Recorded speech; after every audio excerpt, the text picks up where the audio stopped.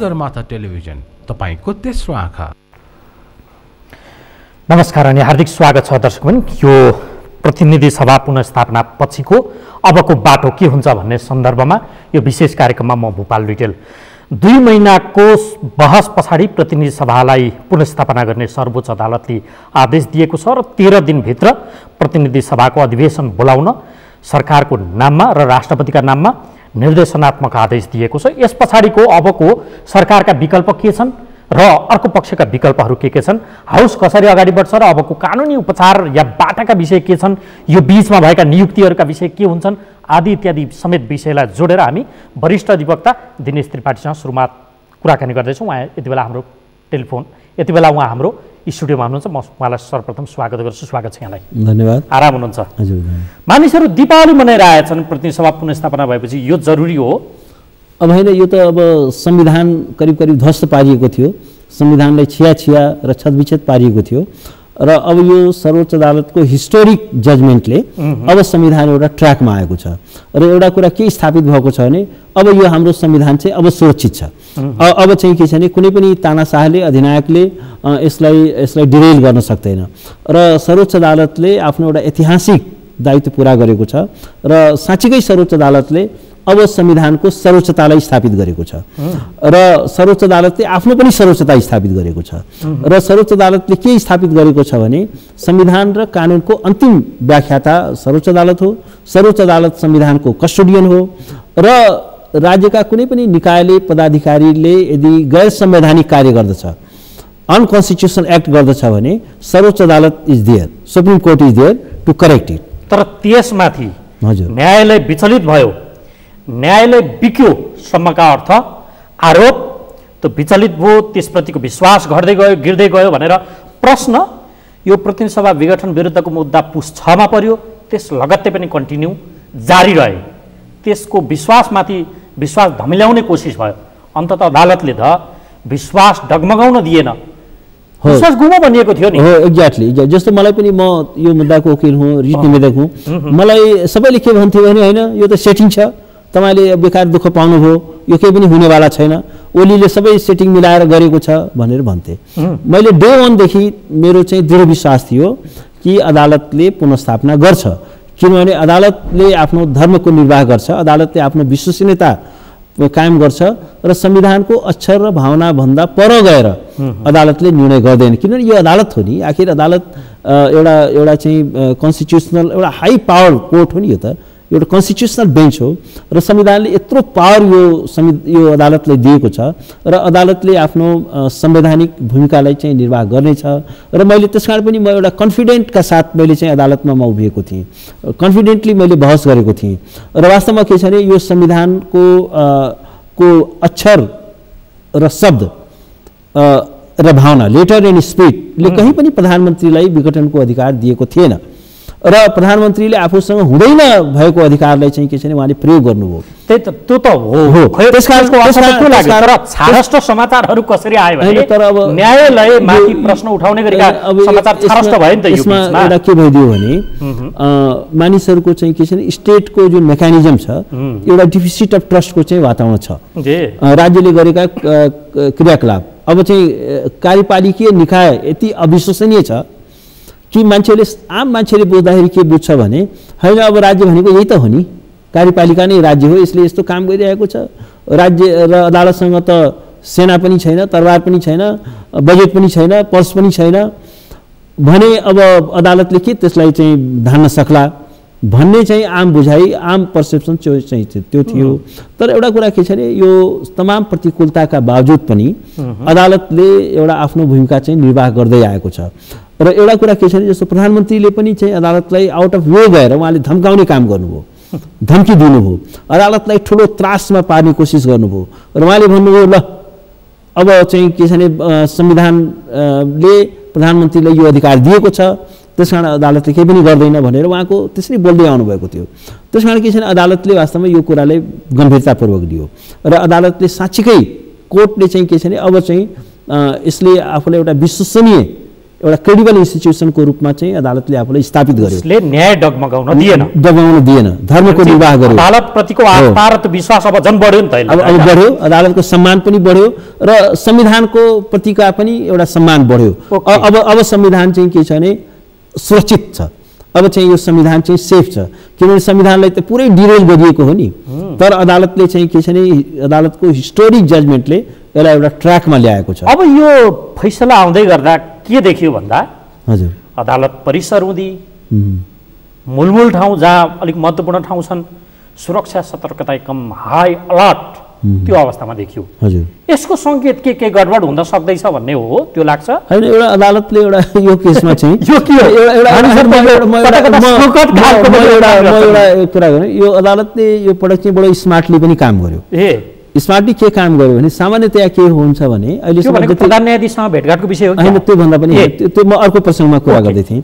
जस्तो सामान्यतया के हुन्छ भने मुद्दाको बहस सिद्धिएपछि अदालतले यो दिन चाहिँ निर्णय सुनाइने छ भनेर पहिले नै तोक्छ, निर्णय सुनाउने दिन चाहिँ तोक्छ। यो अदालत यो केसमा चाहिँ अदालतले के भन्यो भने होइन अब 10 गतेसम्म तपाईँहरू बहस नोट बुझाइसक्नुहोस्, अनि 11 गतेदेखि चाहिँ के छ भने 11 गतेदेखि चाहिँ हेर्दैमा राखिनेछ। आज पनि निर्णय सुनाउने भनिएको थिएन, आजै आउन पनि सक्छ, भोलि पनि आउन सक्छ, आज आउन सक्छ, भोलि आउन सक्छ, पर्सि आउन सक्छ। अब किनभने न्यायाधीशहरूले इन्टरनल कन्सल्टेसन परामर्श गर्नुपर्ने हुन्छ भनेर वास्तवमा त्यो फैसलाको डेट तोकेन, किनभने अदालतमा धेरै ठुलो भिडभाड हुन सक्ने सम्भावना थियो, वरिपरि पनि धेरै ठुलो भिडभाड हुन सक्थ्यो। त्यहाँ अदालतले त्योलाई चाहिँ स्मार्टनेस देखायो। अदालतले चाहिँ के छ त्यो डेट नै बताएन। जस्तो भन्नुहोस् न, भदौ 12 गते भनेर पहिलाको जजमेन्टमा भनिएको थियो 12 गते चाहिँ निर्णय सुनाइने छ। अब अहिले 11 नभएर अहिले 12 गते नभएर 11 चाहिँ पर्यो, तर महिना फरक पर्यो होइन। तर अदालतले चाहिँ के छ भने त्यो डेट चाहिँ बताएन। वास्तवमा के छ भने जस्तो बिहानैदेखि मान्छेहरूले मलाई फोन गरिरहेको थियो कि आज अदालतको जजमेन्ट आउन सक्छ। 4 बजीतिर चाहिँ के छ भने व्यापक चाहिँ आयो कि हुँदैछ, निवेदकलाई थाहा पनि दिएको थियो। र वास्तवमा के छ भने त्यो औपचारिक रूपमा कहीँ जानकारी गराएको थिएन। केही सेन्स हामीले गरेका थियौँ कि आजै पनि आउन सक्छ, तर कुनै आधिकारिक रूपमा भन्न सक्ने अवस्था थिएन। त्यसकारण अब त्यो के छ भने किनभने अब यहाँ त ठुलो चाहिँ एउटा अस्थिरता, अब सारा अदालतै यहाँ त कस्तो छ भने पुरा भिडतन्त्र पनि छ नि, भिडतन्त्र हुन सक्थ्यो। प्रधानमन्त्री ओली आफैले भन्दैन त म आन्दोलन गर्छु। एउटा सत्तामा बसेको एउटा व्यक्तिले के भन्छ भने अदालतले मेरो खिलाफमा जजमेन्ट आउने बित्तिकै म आन्दोलनमा गर्छु, यो त क्लियरली कहीँ के छ भने फासिस्ट प्रणालीमा हुने कुरा हो। फासिस्टले चाहिँ के छ भने अदालत मान्दैन, कानुनी राज्यलाई मान्दैन, विधिको शासनलाई मान्दैन, संविधानलाई मान्दैन, र उसले के भन्छ भने आई एम द स्टेट, म नै राज्य हुँ भन्छ। प्रधानमन्त्रीजीको भनाइ त्यही न हो, म आन्दोलन गर्छु। सत्ता पक्षले कहीँ आन्दोलन गर्छ, प्रधानमन्त्रीले पनि कहीँ आन्दोलन गर्छ। त्यो फासिस्ट प्रणालीमा मात्रै प्रधानमन्त्रीले आन्दोलन गर्छ। विषय के आयो भने हजुर अबका प्रधानमन्त्रीको या सरकारको बाटा के हो त्यसमा म आउनुभन्दा अगाडि पहिलो एउटा बडो चासो र जिज्ञासाको विषय हजुर यो फैसला आज आयो हजुर सन्ध्यामा हजुर प्रधान सेनापति र प्रधान न्यायाधीश बीच भेटवार्ता पनि भयो। अफिसियल्ली के आयो जग्गाको विषय सार्वजनिक भएको थियो। त्यहाँ कुनै नाडी छान्ने काम भएको थियो क्या प्रधान सेनापतिको, प्रधान न्यायाधीशले? अब त्यसमा धेरै कुरा हुन सक्छन् या जस्तो कि अब मानौ फैसला यो आउन सक्छ, यो आयो भने सङ्कटकाल लाग्यो भने सेनाले साथ दिन्छ कि दिन्न आदि इत्यादि यो किसिमको परामर्श पनि त पक्कै भयो होला। के हुन सक्छ यो अलिकति चाकको विषय छ। यसको चाहिँ सबै डिटेल्सहरू तपाईलाई के लाग्छ, आकलन के हुन सक्छ? अब मलाई के लाग्छ भने प्रधान न्यायाधीशले पनि केही चाहिँ एउटा के हुन्छ सिनारियो, लाइकली सिनारियो के हुन सक्छ भनेर प्रधान न्यायाधीशले पनि केही सेन्स गर्न खोज्नु भएको होला। र अब जग्गाकै कुरा पनि हुनसक्छ होइन, भन्नुहोस् न। अब तर के छ भने जुन टाइमिङमा भेट भयो त्यो टाइमिङले चाहिँ मिनिङ राख्छ। प्रधान सेनापति जग्गाको मामिलामा सिजेसँगै भेट्न यो कुरा त सामान्य के छ भने रजिस्ट्रारले गर्नुपर्ने कुरा हो। त्यही त, र रजिस्ट्रारले पनि सामान्य त्यसलाई प्रधान सेनापतिलाई कुनै न कुनै परामर्श भएको हुन सक्छ। खैर त्यसमा त्यसमा धेरै नजाउँ, अब हाई अलर्टको विषय छ नि। हजुर अघि तपाईँले भेटतन्त्र थोरै लानुभयो, मैले हाई अलर्टको विषय के हुने अरे भन्ने जस्ता विषय यहाँ त आशंकाले हेरिन्छ नि। कता कता सङ्कटकालको गुन्जाइसको तर्क पनि गर्छन् मानिसहरू। त्यो सम्भावना सङ्कटकालको म एउटा कुरा के भन्दियो भने हुन त प्रधानमन्त्री को माइन्डसेट जुन छ त्यो उहाँ चाहिँ कुनै पनि एक्सटेन्टमा जान सक्नुहुन्छ किनभने उहाँलाई कुनै नैतिकताले छेक्दैन कुनै संविधानले छेक्दैन कुनै धर्मले छेक्दैन कुनै अनुशासनले छेक्दैन उहाँ कुनै पनि एउटा मूल्य मान्यता मर्यादामा बाँधिने व्यक्तित्व होइन त्यसकारण उहाँले सङ्कटकालको पनि घोषणा गर्न सक्नुहुन्थ्यो तर अब चाहिँ के छ भने अदालतले त्यो सबै बाटाहरू बन्द गरिदिएको छ र एउटा कुरा हामीले के बिर्सनु हुँदैन भने सङ्कटकाल भनेको के हो मुलुकमा सङ्कट आउनु पर्यो नि त मुलुकको सार्वभौम सत्तामा अखण्डतामा भौगोलिक चाहिँ के छ भने अखण्डतामा एउटा सङ्कट आएको बेला न एउटा गुड फेथमा सङ्कटकाल लागू हुन्छ प्रधानमन्त्रीको कुर्सीमा सङ्कट आयो त्यस कारण मुलुकमा सङ्कटकाल लागू गर्ने नागरिकका अधिकारहरूलाई खोज्ने होइन वैधानिक बाटो हेर्दा त तपाईँ त देख्नु न तर कसले सोचेको थियो प्रतिनिधि सभा विघटन हुन्छ त्यस कारण अब अदालतले के गरिदियो भने प्रधानमन्त्रीले मुभ गर्ने जति पनि छिद्रहरू थिए पहलहरू थिए समय तोकिदियो नि त्यो सबै बन्द गरिदियो र वास्तवमा के हो भने प्रधानमन्त्रीले धेरै ठुलो झापड दिएको हो कसरी होइन कोर्टले एक त असंवैधानिक त भन्यो नै होइन असंवैधानिक भन्यो त्यो नै अधिवेशनको मिति त्यसको अर्थ के हो त्यही हो किनभने कोर्टले प्रधानमन्त्रीलाई पत्याएन अविश्वास गर्यो र प्रधानमन्त्रीको जुन क्रियाकलाप छ अदालतलाई धम्क्याउने जुन किसिमले चाहिँ उहाँले कार्य गर्दै आउनुभएको छ त्यो कुरामा अदालतले प्रधानमन्त्रीलाई ठुलो डिस्ट्रस्ट गर्यो र के भनिदियो भने किनभने आखिर हाउसको बैठक बोलाउने त प्रधानमन्त्रीकै सिफारिसमा राष्ट्रपतिले बोलाउने प्रणाली छ अब उहाँले फेरि अनन्तकालसम्म नबनाइदिनु होला बोलाउनु होला अदालतले डेट त तोकेको छैन उचित समयमा बोलाइनेछ भनेर प्रधानमन्त्री अब काइते पाराको प्रधानमन्त्री हुनुहुन्छ होइन बोलाइन्छ अब अदालतले भनेको छ अब सबै कुरामा मिलाउँदैछु उचित समयमा बोलाइने छ उचित समय भन्दा एकछिन पनि ढिलो गरिने छैन यस्तै यो पञ्चायतकालमा पनि यस्तो काइते शब्दहरू यो कहिले हुन्छ भन्दाखेरि उचित समयमा हुनेछ उचित समय भन्दा एकछिन पनि ढिलो हुने छैन भनेर यस्तो काइते जवाबहरू पञ्चायतकालमा पनि दिन्थ्यो उहाँले पनि त्यो भन्न सक्नुहुन्थ्यो उहाँ त एउटा चाहिँ काइते पर्सनालिटी नै हो एउटा जुन रूपमा उहाँले एउटा जालसाजीपूर्ण तरिकाले काम गर्दै आउनुभएको छ बदनियतपूर्ण तरिकाले बेइमानी संविधानमाथि यत्रो ढोकाधडी गर्नुभयो अदालतले उहाँको सबै बाटाहरू क्षेत्रहरू बन्द गरिदियो खेल्ने ठाउँहरू सबै बन्द गरिदियो र अब उहाँलाई चाहिँ के छ भने पुरै बाँधछाँद गरिदियो उहाँको चाहिँ के छ भने हातखुट्टा सबै बाँधिदियो अदालतले असंवैधानिक मात्र भनेन उहाँमाथिको भयङ्कर अविश्वास यहाँ एउटा अचम्मको कुरा विगतमा यस्तै खालको नजिरमा चाहिँ न्यायाधीशहरू पनि विभाजित भएको देखिन्थ्यो बहुमत अल्पमतबाट निर्णय आएको थिए यसपालि त सर्वसम्मत चाहिँ फैसला आयो हो त्यो चाहिँ यो के हो यो चाहिँ के छ नि यो जजमेन्टको एउटा ब्युटिफुल पार्ट हो सबैभन्दा इम्पोर्टेन्ट पार्ट हो किनभने एउटा के भएको थियो म तपाईँलाई भनौँ यो अमेरिकाको न्यायिक इतिहासमा एकचोटि के भएको थियो भने जस्टिस वारेन बर्गर यो चाहिँ ब्ल्याक र व्हाइट्सको अलग अलग स्कुल थियो त्यहाँ सेग्रिगेसन थियो त्यो बेला चाहिँ बहुमतको जज चाहिँ के छ भने त्यो सेग्रिगेसन यो चाहिँ भेदभावको विरुद्धमा थिए ब्ल्याक र व्हाइटको अलग अलग स्कुल हुँदैन भन्ने चाहिँ बहुमतको भइसकेको थियो तर चिफ जस्टिसले के रोल प्ले गर्नुभयो भने उहाँले चाहिँ धेरै प्रयास गर्नुभयो उहाँले भन्नु होइन यो इस्युमा चाहिँ हामी सर्वसम्मतिले निर्णय दिउँ किनभने अहिले नेसन चाहिँ डिभाइडेड छ अदालतले पनि एउटा डिभाइडेड ओपिनियन दियो भने बहुमतको राय त कायम हुन्छ तर म्यासेज चाहिँ रङ म्यासेज जान्छ कि अदालतै डिभाइडेड छ भने नेसन झन् ज्यादा डिभिजनतिर जान्छ त्यसकारण कोसिस उनले धेरै मेहनत गरे उनले एउटा जुडिसियल स्टेट्सम्यानसिप एप्लाई गरे र उनले चाहिँ के छ भने अदालतको सर्वसम्मतिपूर्ण चाहिँ निर्णय दिन सफल भयो उनको प्रयासले त्यो एउटा के भयो भने उनले भने कि डिभाइडेड ओपिनियन आजको हाम्रो सिजे उहाँसँग तुलना गर्न योग्य होइन उहाँसँग त म भन्दिनँ तर एउटा कुरा के छ भने आजको जुन जजमेन्ट आयो त्यो जजमेन्ट चाहिँ के छ भने एउटा सर्वसम्मत आयो त्यसले गर्दाखेरि यो जजमेन्टको स्ट्रेन्थ चाहिँ किनभने अदालतले चाहिँ के छ भने सर्वसम्मतिले निर्णय दियो कहीँ पनि चाहिँ खेल्ने ठाउँ दिएन प्रधानमन्त्रीले यो भन्ने ठाउँ छैन कि कमसेकम चाहिँ एकजना न्यायाधीश या दुईजना न्यायाधीश मेरो फेभरमा छ भन्न सक्ने ठाउँ त भएन नि यो डिबेटेबल इस्यु भन्ने पनि राखेन नि त सर्वसम्मतिले दिएपछि त डिबेटेबल इस्यु पनि भएन नि त कोर्टको चाहिँ युनानिमस भर्डिक्ट आइसकेपछि त त्यो त्यहाँ कहीँ पनि डिबेट गर्ने ठाउँ भएन नि त अब प्रधानमन्त्रीसँगका अगाडिका बाटा चाहिँ के हुन् के देखिन्छ होइन अब प्रधानमन्त्रीमा अलिकति पनि लोकलज्जा अब लोकलज्जा त छैन उहाँमा संवैधानिक नैतिकता पनि छैन तर एउटा कुरा के हो भने एउटा संसारमा जहाँ पनि पार्लियामेन्ट्री डेमोक्रेसी छ पार्लियामेन्टको विघटन गर्ने प्रधानमन्त्रीले राजीनामा पनि गोजीमा बोकेर लान्छ। तर उहाँले त्यो एउटा मिनिमम संवैधानिक शिष्टाचारको पनि पालना गर्नु भएन। उहाँले चाहिँ प्रतिनिधि सभा विघटन गर्नुभयो, पदबाट राजीनामा दिनु भएन र राष्ट्रपति महोदयले पनि कतिसम्म बदनियत देखाउनु भयो भने उहाँलाई काम चलाउ पनि भनिएन। जबकि संविधानले के भन्छ भने प्रतिनिधि सभाको सदस्य नभएको व्यक्ति प्रधानमन्त्री हुन सक्दैन। प्रधानमन्त्रीको एउटा बेसिक क्वालिफिकेसन के हो भने ऊ चाहिँ के छ भने प्रतिनिधि सभाको सदस्य हुनुपर्छ। प्रतिनिधि सभाको सदस्य भएन भने प्रधानमन्त्री पदबाट मुक्त हुन्छ।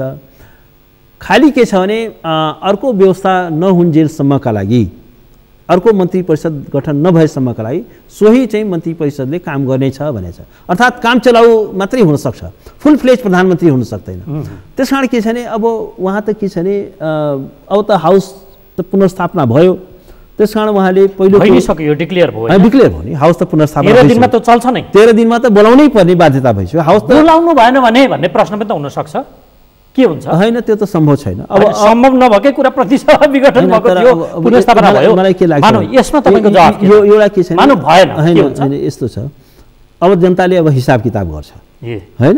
कन्स्टिट्युसनलाई ठाडै मिचेर अब अदालतको आदेशलाई पनि के छ भने मिचेर प्रधानमन्त्रीले चाहिँ बोलाउनु भएन भने त्यो त के छ भने त्यसपछि त सडकबाट हिसाब किताब हुन्छ प्रधानमन्त्रीको।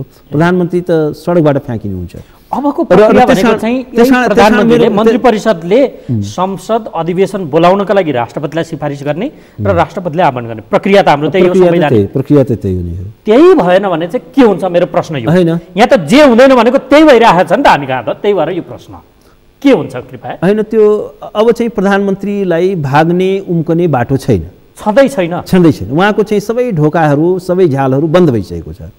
अब he has left with no options, कुनै पनि अप्सन्स उहाँमा बाँकी छैन।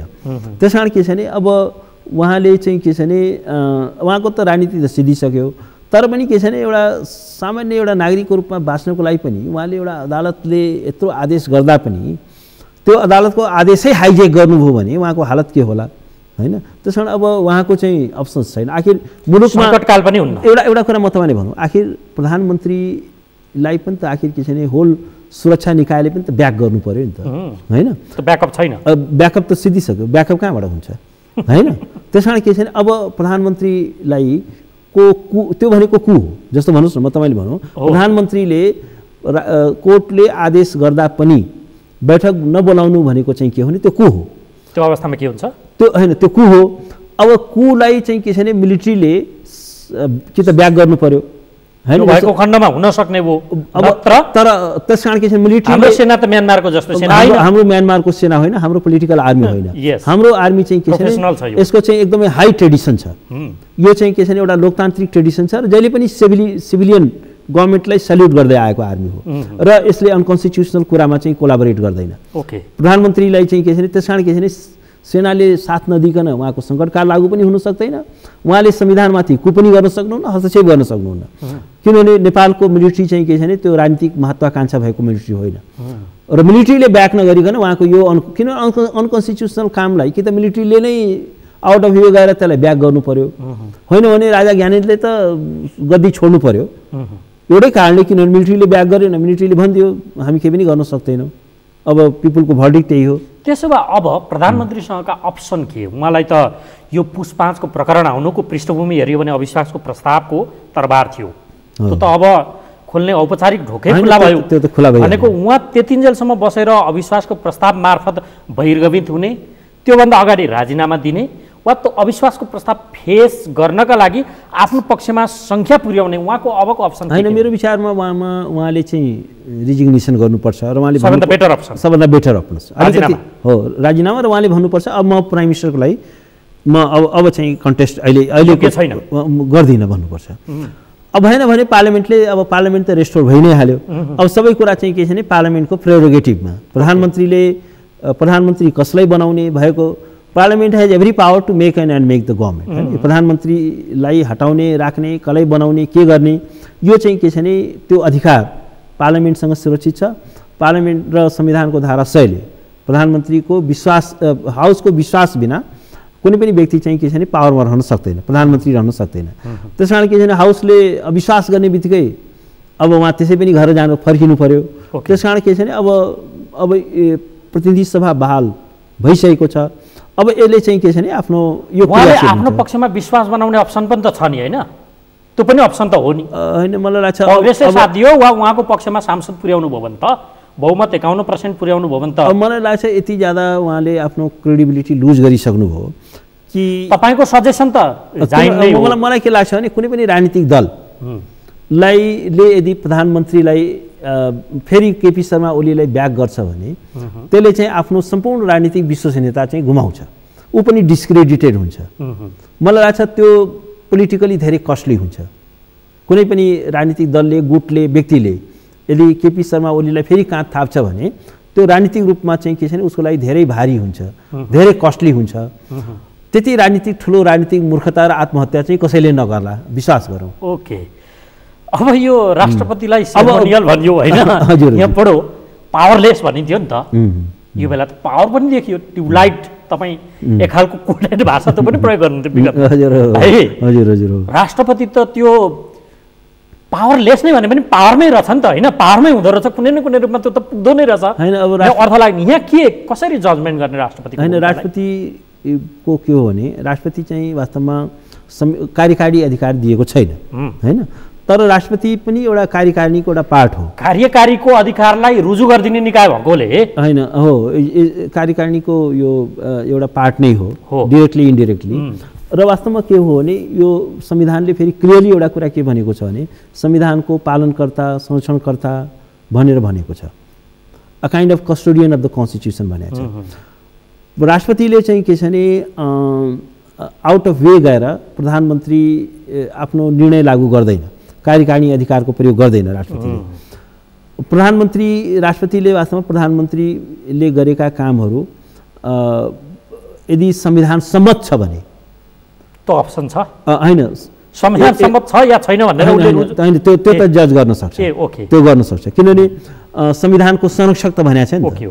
प्रधानमन्त्रीले कुनै अनकन्स्टिट्युसनल एउटा चाहिँ सिफारिस लिएर आयो भने राष्ट्रपतिले त्यसलाई पहिलो कुरा त के छ भने यो चाहिँ पुनर्विचार गर, यो चाहिँ अनकन्स्टिट्युसनल भएन। र राष्ट्रपतिले चाहिँ एउटा कुरा के छ भने वाइडर कन्सल्टेसनमा जानुपर्ने हुन्छ। जस्तो यो राष्ट्रपति महोदयको सबैभन्दा ठुलो संवैधानिक महाभूल भनौँ, संवैधानिक गल्ती, संवैधानिक कसुरै भनौँ, उहाँले के गर्नुभयो भने प्रधानमन्त्रीले ल्याएका हरेक सिफारिसलाई मेकानिकली उहाँले आफ्नो कुनै माइन्ड एप्लाई गर्नु भएन।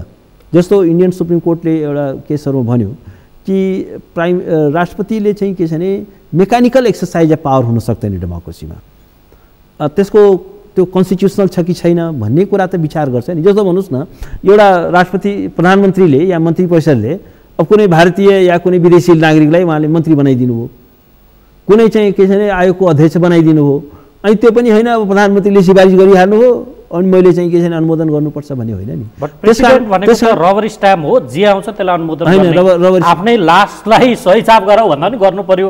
त्यो एउटा खालको कन्सेप्ट होइन, त्यो होइन। त्यो के छ भने प्रधानमन्त्रीले गरेका या मन्त्री परिषदका जुन सिफारिसहरू हुन्छन् त्यो चाहिँ के छ भने त्यसको त्यो कन्स्टिट्युसनल छ कि छैन, आउटराइटली यदि त्यो अनकन्स्टिट्युसनल छ भने राष्ट्रपति महोदयले त्यसलाई चाहिँ फिर्ता पठाउनै पर्छ। ओके, अब किनभने संविधानले त्यसै पालनकर्ता भनेको छैन। उहाँले आफ्नो संवैधानिक च्युत हुनुभयो र गम्भीरलाई पनि त्यसमा दण्ड हुनुपर्छ। उहाँले गम्भीर चाहिँ संवैधानिक कसुर गर्नुभयो, संवैधानिक त्रुटि गर्नुभयो, महाभूल गर्नुभयो र इतिहासको कठघरामा त उहाँले उभिनै पर्ने हुन्छ। र तर उहाँले चाहिँ के छ भने उहाँले चाहिँ महाभियोगको सब्जेक्ट हो। उहाँले जसरी चाहिँ बदनियतपूर्ण तरिकाले मिलोमतो गरेर प्रधानमन्त्रीका हरेक क्रियाकलापलाई माइन्डै युज नगरेर आफ्नो विवेकै प्रयोग नगरेर त्यसलाई अध्ययन पनि हो। जस्तो अध्यादेश आउनु पाएको छैन, उहाँले चाहिँ के छ भने तुरन्तै सदर गरिदिनुहुन्छ, पढ्नु पनि भयो कि भएन, उहाँलाई पनि दण्डित गर्नुपर्छ एकदम। अब यहाँ विषय के आयो भने यति बेलै अबको प्रक्रिया त तपाईँले भन्नुभयो हाउस कल हुनेदेखि लिएर प्रधानमन्त्रीका बाटासम्मको विषय तपाईँले भन्नुभयो। यो बिचमा प्रतिनिधि सभा डिजल्भ भइसके पछाडि के भयो भन्दाखेरि धमाधम संवैधानिक नियुक्तिहरू भएका छन्, पदाधिकारीहरू नियुक्ति भएका छन्। त्यो पनि सर्वोच्च अदालतको प्रधान न्यायाधीश साक्षी हुनुहुन्छ त्यहाँ, उहाँ समेतको सहभागितामा।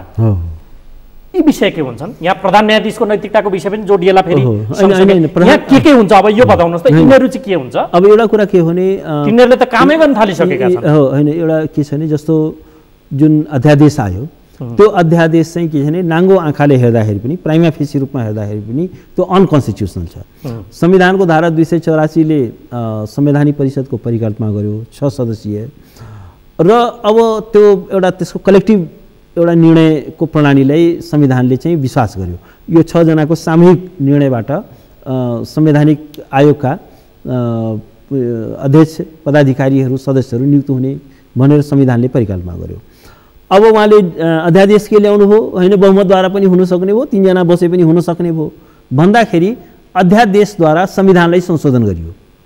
संविधान भनेको fundamental governing document of the nation हो, मूल कानुन हो नि। अब मूल कानुनलाई वास्तवमा के छ भने उहाँले के अरे अध्यादेशले संशोधन गर्नुभयो।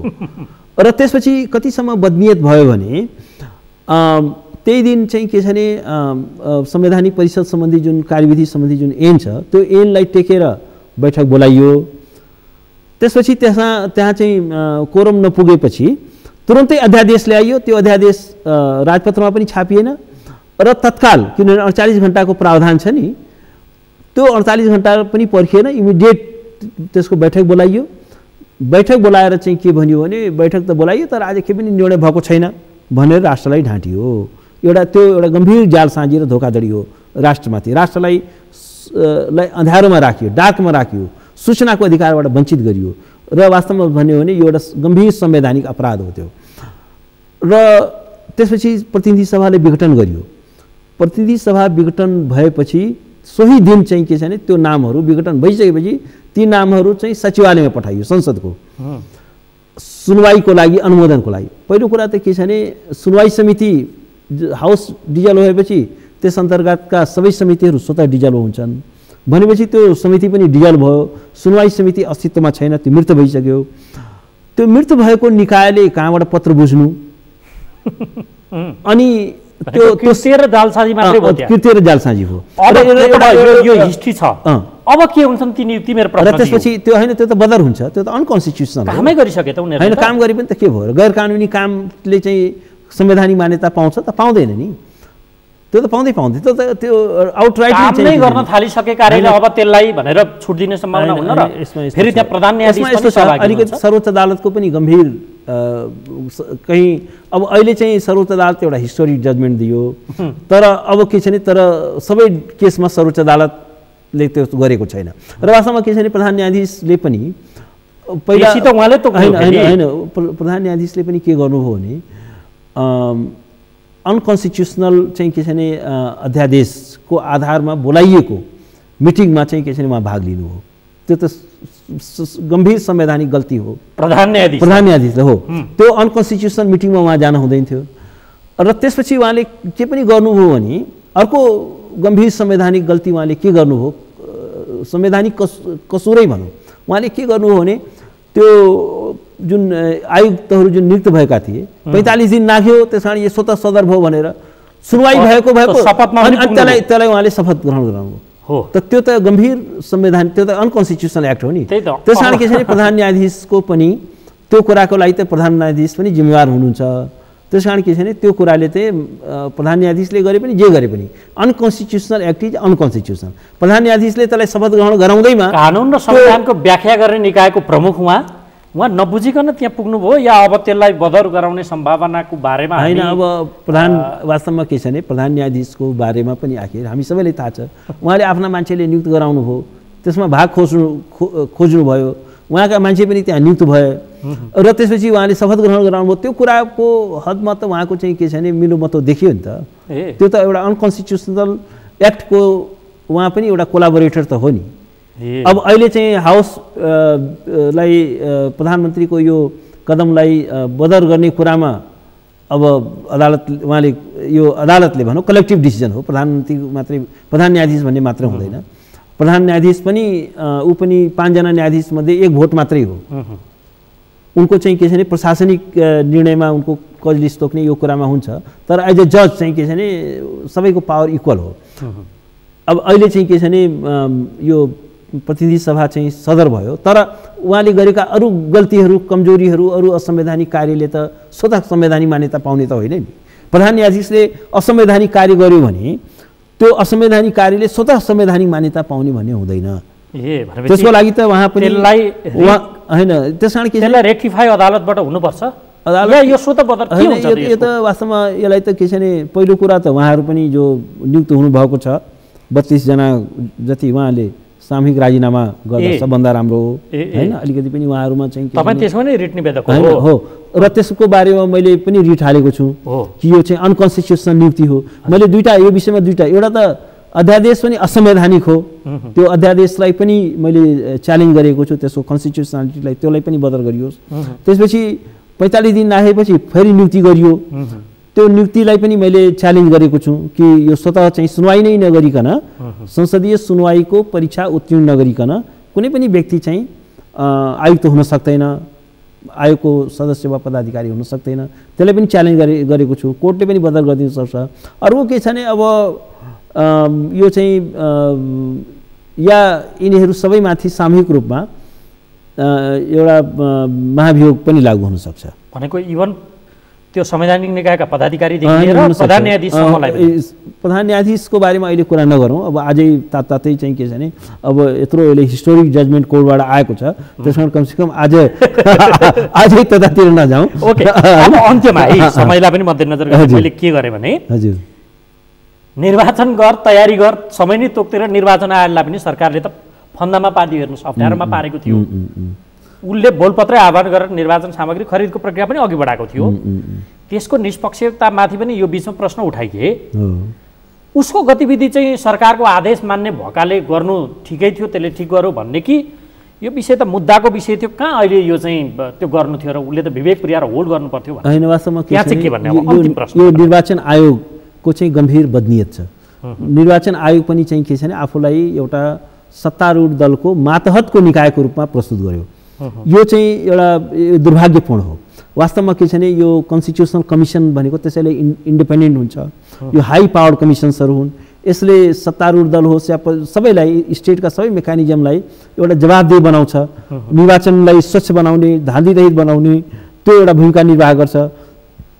राजनीतिक जुन यो चिन्हको विवाद छ त्यसमा पनि उसले कुनै निर्णय दिन सकेन, किनभने अब केन्द्रीय समितिको होल एउटा ओभरवेलमिङ मेजोरिटी एकातिर छ, तर ओलीलाई चाहिँ के छ भने प्रसन्न तुल्याउनु छ। त्यस कारण के छ भने त्यो आयोगको कुनै निष्पक्षता, तटस्थता केही पनि देखिएन, इन्डिपेन्डेन्स केही पनि देखिएन। त्यस कारण के भने ऊ आफूलाई एउटा सत्तारूढ दलको एउटा आज्ञापालकको रूपमा आफूलाई प्रस्तुत गर्यो। त्यस कारण के हो भने अदालतमा मुद्दा विचाराधीन छ र के छ भने अब राष्ट्रलाई चाहिँ के निर्वाचनको प्रक्रिया धमाधम अगाडि बढाइरहेको छ। भूमिकाबाट उच्युत भयो, उसलाई पनि दण्डित गर्नुपर्यो तपाईको। एकदमै अन्तिम प्रश्न, अबको प्रधानमन्त्री को देखिन्छ? ओली नै कायम रहन्छन् विश्वासको मत ल्याएर या शेरबहादुर देउवा, प्रचण्ड या माधव नेपाल? हैन, ओली त आउट अफ क्वेसन हो। त्यसमा को त? ओली त आउट अफ क्वेसन हो। अब तर तपाईले देखेको सम्भावना को? यो बताइ। म अहिले त्यतातिर हैन, यो त बडो चासोको विषय छ नि त। को आउँछ अब? लोकतान्त्रिक व्यक्ति आउँछ कि आउँदैन? मानिसहरूले त खुब चाख राखेको छ नि त। तपाईलाई के लाग्छ? समीकरण के देख्छ? त्यो चाहिँ यस्तो छ, अब हाउसको समीकरण अहिलेको समीकरणले के देख्छ? अहिले भन्न सक्ने, प्रेडिक्ट गर्न सक्ने अवस्था किन छैन? प्रबलताको हिसाबले हैन, अहिले तत्कालै प्रेडिक्ट गर्न सकिँदैन, शेरबहादुर देउवा भन्न सकिँदैन। अहिले के इक्वेसन बन्छ, के गणित बन्छ, हाउसको अहिले नै प्रेडिक्ट गर्न सक्ने अवस्था छैन। एउटा कुरा निश्चित छ, ओली चाहिँ पक्का रहँदैन। त्यसपछि त अब पार्लियामेन्टले को प्रेरोगेटिभ हो, पार्लियामेन्टको बैठक बस्नु पर्यो। 13 दिन अझै हाउसको बैठकै बोलाउनु बाँकी छ। यो बिचमा चाहिँ के छ भने धेरै बागमतीमा धेरै पानीहरू बग्नेछन्, धेरै किसिमको इक्वेसन्सहरू बग्नेछन्। त्यो 51, 52, 47 पछाडिको सुरा सुन्दरी काण्ड हुन पनि सक्छ। अब संसद किनबेचको आदि इत्यादि त्यो विकृति छ नि त। त्यो नहोला। मलाई लाग्छ अहिले राजनीतिक दलहरूले यो सबै घटनाक्रमबाट पर्याप्त चाहिँ के छ भने शिक्षा ग्रहण गर्यो होलान्, लेसन लिएका होलान्। अब त्यो हदसम्म चाहिँ नजालन हैन। अब तर वर्तमान सरकार चाहिँ पक्का ढल हैन, यो त गयो। Oli is gone. हस्, यो महत्त्वपूर्ण समय र संवादका लागि यहाँलाई धन्यवाद। Thank you so much.